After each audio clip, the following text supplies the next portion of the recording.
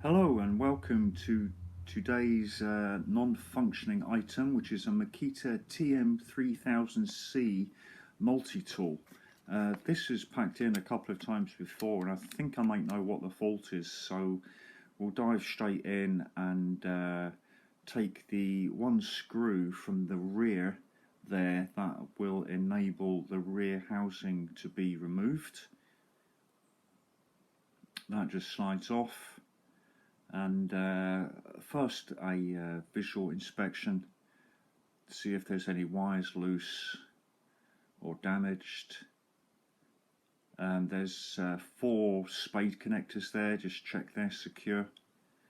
I'm just going to check the brushes. That would be quite a common thing for the brushes to be worn.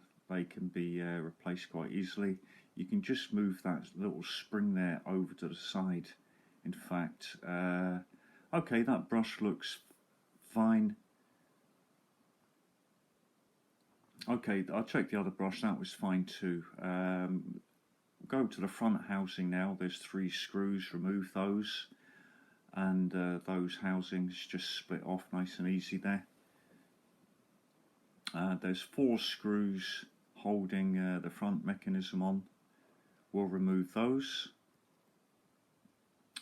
Before you remove the armature, remove those brushes there, pull those right out, or this armature won't be able to be removed completely. There's a seal there that just slides out.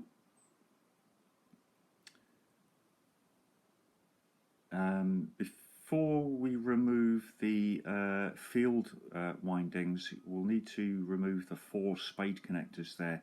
It might be worthwhile putting some tape just to remind you where each spade goes there. There's 2 screws holding the field windings in.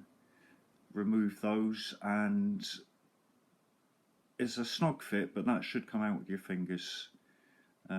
There's the windings there and the attached wires. Now this has packed in before, and yeah, right enough, if you look there, that red wire, it's split. For some reason that has split the cable right through. It's a single core piece, and I'm going to replace that now with something of a similar gauge. So I'll tin both ends of this little strip here,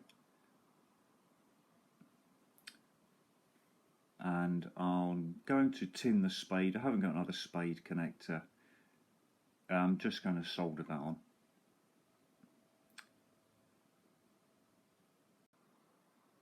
Now it's really is worthwhile having some heat shrink there. Get yourself a little box of assorted sizes. It's far better than tape.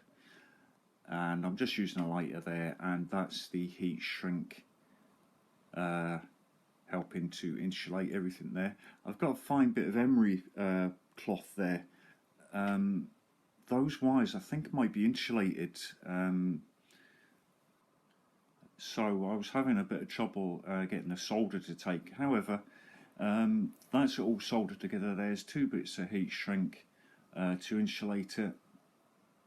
Now it's quite fiddly to feed those wires back in, so it really is worth your while just to feed in some bits of string and tie them onto the wires, and that's going to help guide them through the holes.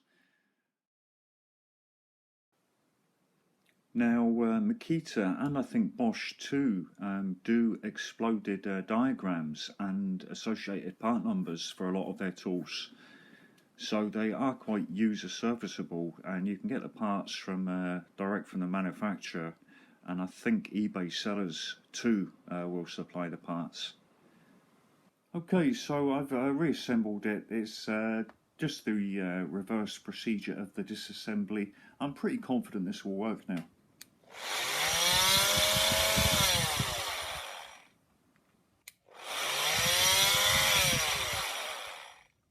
Okay, so that's all good, and that will keep us going for another few months, I'm sure. Thanks very much for watching, and I hope this has been of some help. See you next time.